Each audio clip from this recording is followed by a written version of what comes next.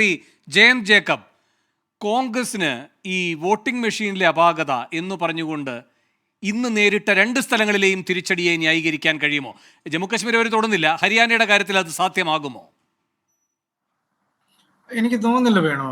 നമ്മൾ 2014 മുതൽ നമ്മൾ നോക്കുകയാണെങ്കിൽ കോൺഗ്രസും ബി ജെ പി നേരിട്ട് മത്സരിക്കുന്ന ഇലക്ഷനുകളിൽ ബി ജെ പിയെ കൗണ്ടർ ചെയ്യാനുള്ള കോൺഗ്രസിന്റെ കഴിവ് കുറഞ്ഞു വരികയായിരുന്നു. 2014 കണക്ക് നമ്മൾ നോക്കിയാൽ ഏതാണ്ട് 8% മാത്രമേ കോൺഗ്രസിന് ബി ജെ പി ആയിട്ടുള്ള ഡയറക്റ്റ് ഫൈറ്റിനെ അതിജീവിക്കാൻ പറ്റുകയുള്ളൂ. പക്ഷെ 2019 കോൺഗ്രസിന് 99 സീറ്റ് ലോക്സഭയിൽ കിട്ടിയപ്പോൾ അതവർ മെച്ചപ്പെടുത്തി ഏതാണ്ട് 29% ആക്കിയിട്ടുണ്ട്. അതെ, അവസാനത്തെ തെരഞ്ഞെടുപ്പ് 2024. എന്നാൽ നമ്മൾ മനസ്സിലാക്കേണ്ട ഒരു കാര്യമെന്ന് പറയുന്നത് ഇപ്പോഴും ഉത്തരേന്ത്യയിൽ കോൺഗ്രസും ബി ജെ പിയും നേരിട്ട് മത്സരിക്കുമ്പോൾ ബി ജെ പിയുടെ രാഷ്ട്രീയ തന്ത്രങ്ങളെ പല രീതിയിലും ചെറുക്കുവാനുള്ള കഴിവ് കോൺഗ്രസിന് കൃത്യമായി കാണുന്നില്ല. ഇപ്പം നമ്മൾ ഇതിനു മുമ്പ് നടന്ന പല സംസ്ഥാന തെരഞ്ഞെടുപ്പുകളും വേണം നോക്കുക. മധ്യപ്രദേശിൽ ഇതുപോലെ ആന്റി ഇൻകംബൻസി ഉണ്ടായിരുന്ന ഒരു സംസ്ഥാനമായിരുന്നു. കോൺഗ്രസിന് എല്ലാ സാഹചര്യങ്ങളും ഉണ്ടായിരുന്ന ഒരു ഇലക്ഷൻ ആയിരുന്നു അവസാനമോട് ഉണ്ടായിരുന്നത്. ബി ജെ പി അവിടെ അത്യാവശ്യം ഏറ്റവും പോപ്പുലറായ ഒരു മുഖ്യമന്ത്രിയെ മാറ്റുന്നു. അങ്ങനെ ബി ജെ പി പല കാര്യങ്ങളും ചെയ്തു. കോൺഗ്രസിന്റെ കയ്യിൽ നിന്ന് സംസ്ഥാനം പോയി. അതുപോലെ ജാർഖണ്ഡ് തിരിച്ചു വരാൻ ഒരുപാട് സാധ്യത ഉണ്ടായിരുന്ന സംസ്ഥാനമായിരുന്നു. ഉത്തരാഖണ്ഡ്, ഉത്തരേന്ത്യയിൽ നമ്മൾ ഈ ഒരു പ്രവണത വളരെ പ്രബലമായി വരികയാണ്. അതേസമയം തന്നെ എനിക്ക് തോന്നുന്നതെന്ന് പറഞ്ഞാൽ ഇലക്ഷൻ കമ്മീഷനോട് അവർ പരാതി പറയുന്നു. സുപ്രീം കോടതി ഇതിനെതിരെ കാര്യങ്ങളൊക്കെ പറഞ്ഞിട്ടുണ്ട്. ഇതെന്താണെന്നുള്ളത് വേറൊരു വിഷയമാണ്. പക്ഷെ നമ്മൾ മനസ്സിലാക്കേണ്ട ഒരു കാര്യം, എൻ്റെ അഭിപ്രായത്തിൽ ബി ജെ പിയും കോൺഗ്രസും തമ്മിൽ ഉത്തരേന്ത്യയിൽ നേരിട്ട് മത്സരം നടക്കുന്നിടത്തൊക്കെ തന്നെ ബി ജെ പിയുടെ രാഷ്ട്രീയ തന്ത്രങ്ങളെ അതിജീവിക്കുന്നതിനുള്ള കാര്യത്തിൽ കോൺഗ്രസ് കാര്യമായി. ഞാനൊരു 3 കാര്യങ്ങൾ വേഗം ഒന്ന് പറയാം, എന്നിട്ട് അങ്ങ് തുടർന്നോളൂ. ഒന്ന്, 2018 ശേഷം അല്ലെങ്കിൽ 2018 മുതൽ അങ്ങ് ചൂണ്ടിക്കാട്ടിയതുപോലെ ഈ 22 ഹിമാചൽ ഒഴിച്ചു നിർത്തിക്കഴിഞ്ഞാൽ ഉത്തരേന്ത്യയിൽ എവിടെയും കോൺഗ്രസിന് തിരിച്ചു വരാൻ കഴിഞ്ഞിട്ടില്ല. അങ്ങ് പറഞ്ഞതുപോലെ ബി ജെ പിയുമായി നേർക്കുനേർ ഏറ്റുമുട്ടുമ്പോഴെല്ലാം തുടർച്ചയായ പരാജയങ്ങളാണ്. അത് 90% ബാറ്ററി ഉണ്ടാക്കിയ പരാജയമാ. അതുപോലെ തന്നെ ഇപ്പോൾ ഈ ഹരിയാനയുടെ കാര്യം എടുക്കാം. മോദി ആകെ 4 റാലിയിലേ പങ്കെടുത്തിട്ടുള്ളൂ. മോദി ഫാക്ടറി ഇല്ല. അവിടുത്തെ എല്ലാ പ്രചാരണ ബോർഡുകളിലും ശ്രദ്ധിച്ചാൽ ഈ പറയുന്ന സ്ഥാനാർത്ഥി, പിന്നെ 10 ചിത്രങ്ങൾ. അതെന്ന് വെച്ചാൽ അവിടുത്തെ ഏറ്റവും പ്രാദേശിക നേതാക്കന്മാരടക്കമുള്ള ആളുകളുടെ ചിത്രങ്ങളാണ്. ഒരേ വലിപ്പത്തിൽ അതിലൊരാളായി മാത്രമാണ് മോദി ഉള്ളത്. അപ്പോൾ മോദി ഫാക്ടറി ഇടിച്ച് താഴ്ത്തുകൂടെ ചെയ്യണം ഈ 90% ബാറ്ററിയിലൂടെ എന്ന് വിചാരിക്കുമോ? ഇങ്ങനെ മാനിപ്പുലേറ്റ് ചെയ്തിട്ടുണ്ടെങ്കിൽ കേന്ദ്ര സർക്കാർ. മൂന്നാമതായി, 25 കൊല്ലമായി ഡൽഹിയിൽ അധികാരമില്ല. മോദിയുടെ മൂക്കിന് താഴെയാണ്. അപ്പോൾ ഈ 90% ബാറ്ററി പ്രയോഗിച്ചുകൂടെ? അപ്പോൾ എന്ത് വാദമാണ് കോൺഗ്രസ് ഉന്നയിക്കുന്നത് ഈ ഹരിയാന ചൂണ്ടിക്കാട്ടിക്കൊണ്ട്? അല്ല, പിന്നെ അതിൻ്റെ ഒരു കാര്യമെന്ന് പറയുന്നത് കോൺഗ്രസ് മറുവശത്ത് നമ്മൾ ആലോചിക്കുമ്പോൾ ഈ anti incumbency B J P കാര്യമായിട്ട്, ഞാൻ ഹരിയാനയിൽ താമസിക്കുന്ന ഒരാളാണ്, ന്യൂട്രലൈസ് ചെയ്തിട്ടുണ്ട്. വേണു പറഞ്ഞതുപോലെ മോദിയുടെ അധികം പോസ്റ്ററുകളോ റാലികളോ ഒന്നും ഉണ്ടായിരുന്നില്ല. ഖട്ടർ ഇതിനു മുമ്പുണ്ടായിരുന്ന മുഖ്യമന്ത്രിയെ പോലെ ഒരു പോസ്റ്ററുകളിൽ നിന്ന് മാറ്റി. അങ്ങനെ ഒരാളെ മാറ്റിയിട്ട് താരതമ്യേന അറിയപ്പെടാത്ത സൈനിയെ പോലെ ഒരു മുഖ്യമന്ത്രി അവിടെ കൊണ്ടുവരുന്നു. അതിനെ കോൺഗ്രസിനെ സംബന്ധിച്ചിടത്തോളം കോൺഗ്രസിന്റെ പ്രായമായ ചില നേതാക്കളുടെ, കോൺഗ്രസ് പാർട്ടി ഇത്ര പഴയ പാർട്ടി ആയതുകൊണ്ടായിരിക്കാം അവരുടെ ഒരു കയ്യിൽ നിന്ന് മാറുവാനുള്ള ഒരു ശ്രമം വളരെ കുറവാണ്. പ്രാദേശിക നേതാക്കൾ, നമ്മളത് മധ്യപ്രദേശിൽ കമൽനാഥിന്റെ കാര്യത്തിൽ കണ്ടു. കൂഡ ഫാമിലിയുടെ കാര്യത്തിൽ നമ്മളത് ഹരിയാനയിൽ കാണുന്നു. അതുകൊണ്ട് ഈ ഒരു കാസ്റ്റ് കോമ്പിനേഷൻ എപ്പോഴും വരുന്നതെന്ന് പറഞ്ഞാൽ, ഒരു കോമ്പിനേഷൻ നിങ്ങൾ ഉണ്ടാക്കിയാൽ അതിനൊരു ആന്റി കൺസോളിഡേഷൻ ഉണ്ടാവും. നിങ്ങൾ 27% ജാട്ട് വോട്ടുകളെ കാര്യമായി നോക്കുകയാണെങ്കിൽ, ജാട്ടുകൾ മാത്രമല്ലല്ലോ ഈ സംസ്ഥാനത്തുള്ളത്, 20% ദളിതുണ്ട്, ഒ ബി സികളുണ്ട്. അന്നേരം അങ്ങനെ ഒരു കൗണ്ടർ കൺസോളിഡേഷൻ വരും. ഒന്ന്. രണ്ടെന്ന് പറഞ്ഞാൽ ഈ ലാസ്റ്റ് മൈൻ ഇലക്ഷൻ മാനേജ്മെന്റിൽ ബി ജെ പി എന്തുകൊണ്ടോ വളരെ മുന്നോട്ടാണ്. അവർ ആവശ്യമില്ലാതെ സ്ഥാനത്ത് ഉണ്ടെങ്കിലും ഇല്ലെങ്കിലും വിമതരെ നിർത്തും. അവർ അങ്ങനെയുള്ള പല കാര്യങ്ങളും ചെയ്യും. അന്നേരം ഒരു ഇലക്ഷൻ മാനേജ്മെന്റ് കാര്യത്തിൽ ഇപ്പോഴും തീർച്ചയായിട്ടും ബി ജെ പി ഒറ്റയ്ക്ക് കോൺഗ്രസും ബി ജെ പിയും മത്സരിക്കുന്നിടത്ത് പലപ്പോഴും കോൺഗ്രസിന് ആ ഗെയിമിൽ എത്താനായിട്ടില്ല. പക്ഷേ അതേ സമയം തന്നെ കോൺഗ്രസിനെല്ലാം വളരെ സ്വാധീനമുള്ളൊരു സംസ്ഥാനങ്ങളാണ് ഇതെല്ലാം തന്നെ. കോൺഗ്രസ് ഇവിടെ ഒന്നും അപാകതപ്പെട്ടു പോകുന്ന പാർട്ടിയല്ല, ഒറ്റപ്പെട്ടു പോകുന്ന പാർട്ടിയല്ല. കൃത്യമായ വോട്ടിംഗ് പെർസെൻറ്റേജുകളുണ്ട്. 30 സീറ്റിൽ കൂടുതൽ കിട്ടുന്നുണ്ട്. വോട്ടിംഗ് പെർസെൻറ്റേജുകൾ കോൺഗ്രസിന് ഇപ്പോഴും ഉണ്ട്. അത് എന്തോ കോൺഗ്രസിന് എന്തുകൊണ്ടത് വിജയത്തിലേക്ക് കൊണ്ടുവരാൻ പറ്റുന്നില്ല എന്നുള്ളതാണ് ഇവിടുത്തെ ഒരു ഘടകമെന്ന് പറയുന്നത്.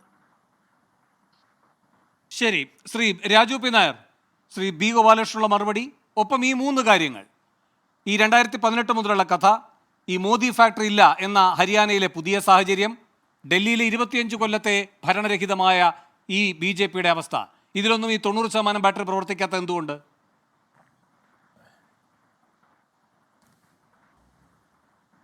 വേണു, രാഷ്ട്രീയ സാഹചര്യങ്ങളെ കുറിച്ച് ചർച്ച ചെയ്യാം. ഇപ്പൊ രാഷ്ട്രീയ സാഹചര്യങ്ങളെ കുറിച്ച് ചർച്ച ചെയ്യുകയാണെങ്കിൽ ഇന്നലെ വരെ രാഷ്ട്രീയ സാഹചര്യങ്ങൾ മുഴുവൻ, ഞാൻ എക്സിറ്റ് പോളുകളൊന്നും ആശ്രയിക്കുന്ന ഒരാളല്ല, പക്ഷെ മുഴുവൻ ചർച്ചയും കോൺഗ്രസ് ഹരിയാനയിൽ അധികാരത്തിൽ വരുന്നു എന്നുള്ളതായിരുന്നല്ലോ. ആ കൗണ്ടിങ് തുടങ്ങിയതിനു ശേഷം ആദ്യത്തെ 2 മണിക്കൂറിലുള്ള മുഴുവൻ കണക്കുകളും കോൺഗ്രസ് മഹാഭൂരിപക്ഷത്തോടുകൂടി അധികാരത്തിൽ വരുന്നതാണല്ലോ. ഞങ്ങൾ ഉന്നയിക്കുന്ന ഏറ്റവും പ്രധാനപ്പെട്ട വിഷയം ഈ ബാറ്ററി എന്ന് പറയുന്നത് നിങ്ങൾ വെറുതെ വില കുറച്ച് കാണേണ്ട ഒന്നല്ല. ബാറ്ററി 99% എന്ന് പറയുന്നതിന്റെ അർത്ഥം അതിന്റെ കൗണ്ടിങ് യൂണിറ്റുകൾ റീപ്ലേസ് ചെയ്യപ്പെട്ടിരിക്കുന്നു എന്നുള്ളത് തന്നെയാണ്. അതല്ലാതെ ദിവസങ്ങൾക്ക് മുമ്പ് ഒരു ദിവസം രാവിലെ 7 മണി മുതൽ വൈകുന്നേരം 5 മണി വരെ വോട്ടിംഗ് നടക്കുന്ന ഒരു യൂണിറ്റിൽ 99% ബാറ്ററി പല മെഷീനുകളിലും ഒരേപോലെ നിലനിൽക്കുന്നു എന്ന് പറയുന്നത്, അതിനെ നിങ്ങൾക്ക് വില കുറച്ച് കാണണമെങ്കിൽ കാണാം. പക്ഷെ അപ്പോൾ ഞാൻ ഒരു മറു ചോദ്യം ഞാൻ വേണുവിനോട് ചോദിക്കും. ഞാൻ വേണുവിനെ വെല്ലുവിളിക്കുകയാണ്. ഈ കഴിഞ്ഞ 2024 ലോക്സഭാ തെരഞ്ഞെടുപ്പിൽ 2ാം ഘട്ടത്തിൽ ഈ രാജ്യത്ത് എത്ര വോട്ടുകൾ പോൾ ചെയ്യപ്പെട്ടു എന്നുള്ളതിന്റെ കണക്ക് വേണുവിന് ഈ ഡിബേറ്റ് തരുന്നതിന് മുമ്പ് പുറത്തുവിടാൻ സാധിക്കുമോ? എത്ര വോട്ടുകൾ പോൾ ചെയ്തു, 2ാം ഘട്ടത്തിൽ എത്ര വോട്ടുകൾ ഈ രാജ്യത്ത് പോൾ ചെയ്തു എന്നുള്ളതിന്റെ കണക്ക് എണ്ണം ഒന്ന് വേണുവിന് ഈ ഡിബേറ്റ് തീരുന്നതിന് മുമ്പ് പ്രേക്ഷകരെ അറിയിക്കൂ. രാജു പി നായർ, എനിക്കിപ്പോ അതിനകത്ത് യാതൊരു സംശയങ്ങളുമില്ല. അല്ലല്ല രാജു പി നായർ, താങ്കൾ ഈ പറയുന്ന കാര്യങ്ങൾ, അല്ല ഒരു സെക്കൻഡ് എന്നിട്ട് അങ്ങ് തുടർന്നോളൂ. താങ്കൾ ഈ പറയുന്ന കാര്യങ്ങളെല്ലാം പ്രതിപക്ഷ സഖ്യം ശക്തമായി ഉന്നയിച്ചിട്ടുള്ളതാണ്. അതിൽ തന്നെ അതിന്റെ കണക്കുകൾ സഹിതം ഏറ്റവും ശക്തമായി അവതരിപ്പിച്ചിട്ടുള്ള നേതാവിന്റെ പേരാണ് സീതാറാം യെച്ചൂരി. രാഹുൽ ഗാന്ധിയേക്കാൾ കൃത്യമായി ആ കണക്കുകൾ അവതരിപ്പിച്ച ആളാണ് യെച്ചൂരി. ആ കണക്കുകൾ നമ്മുടെ മുന്നിലുണ്ട് എന്ന് മാത്രമല്ല, ആ തെരഞ്ഞെടുപ്പിലെ ഷെഡ്യൂൾ പ്രഖ്യാപനം മോദിക്ക് അനുകൂലമാകുന്ന രൂപത്തിലായിരുന്നു. ഇപ്പൊ ഈ തെരഞ്ഞെടുപ്പുകൾ തന്നെ മഹാരാഷ്ട്രയിലേക്കും ജാർഖണ്ഡിലേക്കും പോകാതെ മാറ്റിവെക്കുന്ന സാഹചര്യം, കശ്മീരിൽ എന്തുകൊണ്ട് ഇത്ര ഘട്ടം, ഇനി ലോക്സഭാ തെരഞ്ഞെടുപ്പിൽ പോലും കശ്മീരിലെ ഒരു ലോക്സഭാ മണ്ഡലം 2ആയി മുറിച്ചുകൊണ്ടുള്ള തെരഞ്ഞെടുപ്പ് നടന്ന സാഹചര്യം, ഇതൊക്കെയുണ്ട്. ഇതൊക്കെ സംശയാസ്പദവുമാണ്. പക്ഷെ രാഷ്ട്രീയ ചോദ്യങ്ങൾക്കുള്ള മറുപടി അല്ല 99% ബാറ്ററി. ശരി, അപ്പൊ വേണു പറഞ്ഞ കാര്യങ്ങൾ മുഴുവൻ, ഞാൻ പറയാനുള്ള കാര്യങ്ങൾ വേണു പറഞ്ഞു. അപ്പൊ വേണു കൃത്യമായിട്ട് പറയുകയാണ്, തെരഞ്ഞെടുപ്പ് കണ്ടക്ട് ചെയ്യുന്നതിൽ ആ തെരഞ്ഞെടുപ്പിന്റെ നിഷ്പക്ഷതയിൽ സംശയമുണ്ട്, ആ സംശയം ജെനുവിനാണ് എന്നുള്ളത് വേണു സമ്മതിക്കുന്നു. ഒരു സംശയമില്ല, സുപ്രീം കോടതി വരെ പോയതല്ലേ പ്രതിപക്ഷത്തിന്റെ ആ സംശയം. അത് പറയുന്നുണ്ടെന്താ തെറ്റ്? ക്രെഡിബിൾ ആയിട്ടുള്ള ഏജൻസി. വേണു ഞാൻ പറയട്ടെ, അത് തന്നെയാണ് ഞാൻ പറയുന്നത്. അങ്ങ് സമ്മതിക്കാനുള്ള എന്റെ ഭാഗം അങ്ങ് സമ്മതിച്ചല്ലോ.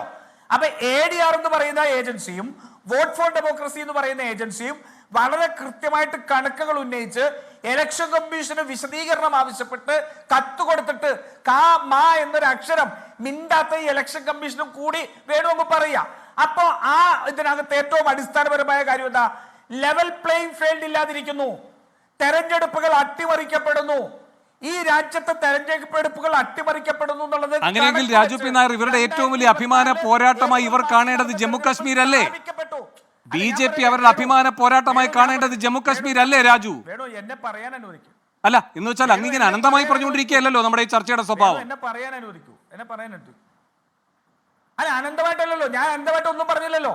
ഞാൻ കഴിഞ്ഞ ലോക്സഭാ തെരഞ്ഞെടുപ്പിന്റെ കണക്ക് പറഞ്ഞപ്പോ തന്നെ വേണു. അല്ല, അങ്ങ് ഇതെല്ലാം ആവർത്തിക്കുന്നുണ്ട്. ഞാൻ ചോദിക്കുകയാണ്, ഒരു വാദത്തിന് അങ്ങ് ഹരിയാനയുടെ കാര്യത്തിൽ ഇങ്ങനെ ഒരു കൃത്രിമം നടക്കുന്നു എന്ന് പറയുന്ന കാര്യം അംഗീകരിച്ചാൽ അതിനേക്കാൾ അഭിമാനകരമായി അവർ കാണേണ്ടത് ജമ്മു കാശ്മീർ അല്ലേ രാജു? അതിനുള്ള മറുപടി അതിനുള്ള മറുപടി ആദ്യം ദയവായി. ഞാൻ ആവർത്തിക്കുന്നില്ല. ഇനി ഞാൻ പറയാം വേണു, എന്തുകൊണ്ടാ കേരളത്തിൽ 86,000 വോട്ട് മാത്രം ഇവർക്ക് കൂടുതൽ ആക്കാൻ പറ്റിയത്? ഞാൻ പറയുന്നത്, ഈ രാജ്യത്ത് പൂർണ്ണമായിട്ട് സർക്കാരിന്റെ കയ്യിൽ അധികാരമുള്ള ഒരു സംവിധാനത്തിൽ മാത്രം നടത്താൻ കഴിയുന്നതാണ്. നമ്മൾ അങ്ങനെയാണ് തെരഞ്ഞെടുപ്പ് കഴിഞ്ഞതിന് ശേഷം ഈ കൗണ്ടിങ് യൂണിറ്റ് വെച്ചിരിക്കുന്ന സ്റ്റോറേജുകൾ വെച്ചിരിക്കുന്ന സ്ഥലത്തെ CCTV പ്രവർത്തിക്കാതെ ഉള്ള സാഹചര്യം, അല്ലെങ്കിൽ അവിടെ അനധികൃതമായിട്ട് ട്രക്കുകളിൽ പുതിയ മെഷീനുകളുമായി ആ കൗണ്ടിങ് സെന്ററിലേക്ക് ട്രക്കുകൾ കണ്ടെടുക്കുന്ന സാഹചര്യം, ഇതൊക്കെ നമുക്ക് എങ്ങനെയാ മനസ്സിലാവുന്നത്? നോക്കൂ, ഉത്തർപ്രദേശിൽ എത്രയായിരുന്നു 2024 വോട്ടിന്റെ ഡിഫറൻസ്? 0.25% മാത്രമാണ്. മഹാരാഷ്ട്രയിലും ഗുജറാത്തിലും മറ്റ് സംസ്ഥാനങ്ങളിലുമെല്ലാം 12.5% വോട്ട് ഡിഫറൻസ് വന്നപ്പോൾ ഞാൻ ചോദിക്കുന്നത് രാജു, എന്റെ 2 ചോദ്യങ്ങൾ അവിടെ കിടക്കുകയാണ്. അല്ലല്ല, ഒന്ന്, അങ്ങനെയെങ്കിൽ ഇവരുടെ അഭിമാന പോരാട്ടമായി ഇവർ കാണുന്ന ജമ്മു കാശ്മീരിൽ മറ്റൊരു സാഹചര്യം, അവർക്ക് തിരിച്ചടി ഉണ്ടാകുന്ന സാഹചര്യം അവർ സൃഷ്ടിക്കുന്നത് എന്തിന്? ഇനി രണ്ടാമതായി, അങ്ങീ പറഞ്ഞ 2024 2024 കൃത്രിമവും നിങ്ങൾ ആരോപിക്കുന്നത് പോലെ അംഗീകരിച്ചാലും അതിലെ രാഷ്ട്രീയ സന്ദേശമുണ്ടല്ലോ ആ ജനവിധിയുടെ, അത് ഉത്തരോത്തരം ഉന്നയിച്ചുകൊണ്ടാണല്ലോ നിങ്ങൾ ഹരിയാനയിൽ പോയി റാലി നടത്തുന്നത്, ജമ്മു കാശ്മീരിൽ പോയി റാലി നടത്തുന്നത്. അതാ 2024 ജനവിധിയുടെ സന്ദേശം ഉൾക്കൊണ്ടല്ലേ. എന്ന പോലെ ഹരിയാനയിലെ ജനവിധിക്കും ഒരു സന്ദേശമുണ്ട്. അതുമായി ബന്ധപ്പെട്ട ചോദ്യങ്ങൾ ഇവിടെ ഉയരുകയുണ്ടായി, ജയന്ത് അടക്കം ചോദിക്കുകയുണ്ടായി. അതിനോട് അങ്ങയുടെ മറുപടി 99% ഒതുങ്ങരുത് ബാറ്ററി കഥയിൽ.